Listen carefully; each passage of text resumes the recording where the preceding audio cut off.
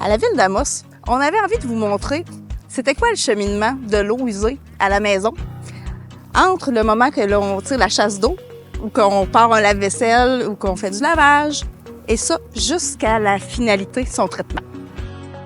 Ici, on est devant une des nombreuses stations de pompage des eaux usées de la ville d'Amos. On en a environ une trentaine réparties un peu partout sur le territoire. Donc, les eaux se dirigent de la maison, des industries, lorsqu'on flush une toilette, lorsqu'on utilise le lave-vaisselle, la douche. En fait, c'est toutes les eaux usées qui s'en viennent dans le réseau et qui vont passer par une de ces stations de pompage. Donc, l'eau, lorsqu'elle arrive, doit passer à travers une pompe pour être propulsée vers les étangs aérés. Souvent, lorsqu'on met des matières qui n'ont pas d'affaires dans les eaux usées, il arrive que ça peut occasionner des bris aux pompes. Donc, par exemple, si on met des lingettes, des serviettes hygiéniques, on retrouve des couches pour bébés. On a même trouvé des têtes de mop. Lorsque ces matières-là se retrouvent dans les pompes, ça va les coincer et notre opérateur va devoir aller les chercher, sortir la pompe. Donc, c'est du temps homme, c'est des manipulations pas toujours agréables. On s'entend que les pompes trempent dans les eaux usées. C'est des manipulations qu'on doit faire, mais aussi que parfois, ça brise la pompe, qu'on doit les envoyer à la réparation. C'est des gros coûts pour la ville. Un des enjeux qu'on vit depuis quelques années, bien, on ne nommera pas nécessairement la pandémie, mais depuis ce temps-là, on retrouve beaucoup de lingettes. Des lingettes pour les bébés, des lingettes démaquillantes, des lingettes pour le nettoyage des mains. Souvent, les fabricants vont mettre un petit logo qui va mentionner c'est parfait pour une fosse septique. Mais ça, je dirais que c'est un petit peu un pitch de vente parce que lorsque ça arrive, ça va quand même coincer dans les pompes et ça ne se désagrège pas aussi rapidement que le transport des eaux. Donc, on demande vraiment de ne pas envoyer ces matières-là dans les toilettes. En fait, ça devrait vraiment se retrouver dans la poubelle.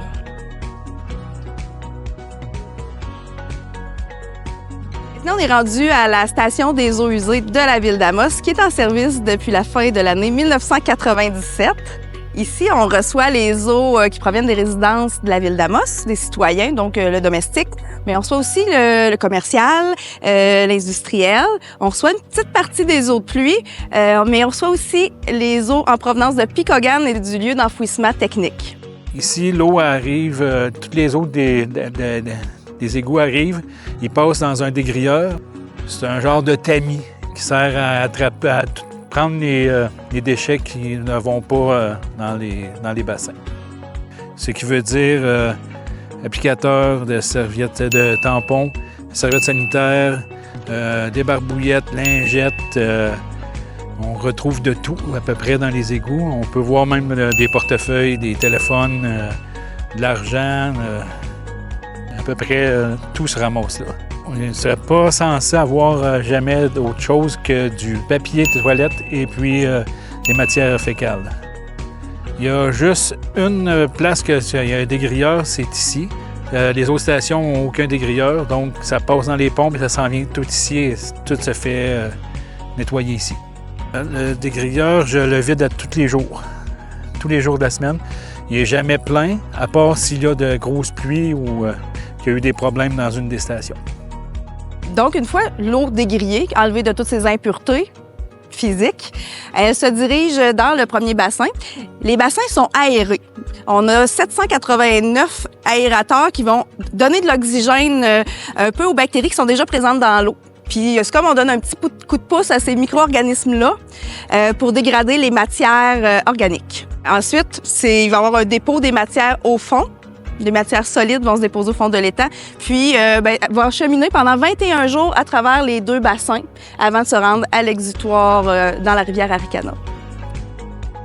Il est bon de préciser que, comme toutes les villes du Québec, on est soumis à des lois, des réglementations gouvernementales très strictes. Donc, on fait des tests d'eau plusieurs fois par mois pour s'assurer que l'eau que l'on rejette à la rivière est conforme. Ce qu'il faut retenir, c'est l'importance de chaque étape dans notre réseau d'eau usée et de l'impact de nos petits gestes qu'une simple lingette ou une matière solide qui n'a pas d'affaires dans notre réseau peut avoir des impacts sur la station de pompage et sur le traitement. Donc, chaque petit geste compte, c'est ça l'important.